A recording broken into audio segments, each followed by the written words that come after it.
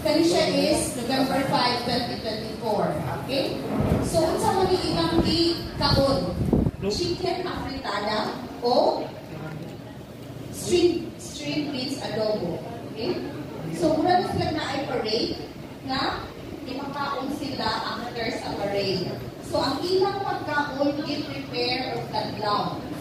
Okay? I-prepare o kadlaw, ipakaon o mga alas 12. Imagine mo, ilang ka-oras nga na-expose ang pagkaon walay proper handling, walay refrigeration na pwedeng maka-stock sa pag-multiply sa mga microorganisms.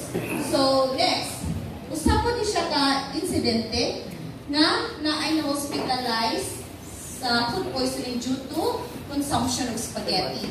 Okay? So, kasagaran ani ka ng sa mga parade, mga events, no? Mauna ating pagkaon, no? So, spaghetti, medyo taas kayo siyang incidents, no? Sa mga cases of food poisoning, kasagaran present din siya. Okay? So, naamoy DepEd, no? Nag-investigate of food poisoning. Ang kalipod siya is, ikaon sila o pagkaon or candy na gibaligya sa isang classmates sa mga estudyante. Okay? So, nga na mag-istot man taan na, ma'am. Okay?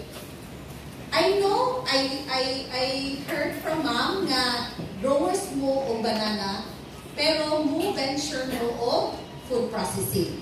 Okay? As processor, dako kayo o responsibilidad, ang matag-isa ka nato, aning RA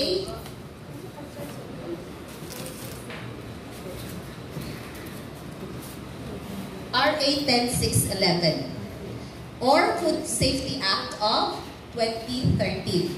So, unsa may naka-stipulate sa RA 10611? Balaod ni siya. No? So, dako kayo o obligasyon ang matag processor. Okay? Unsay nakabutang dira?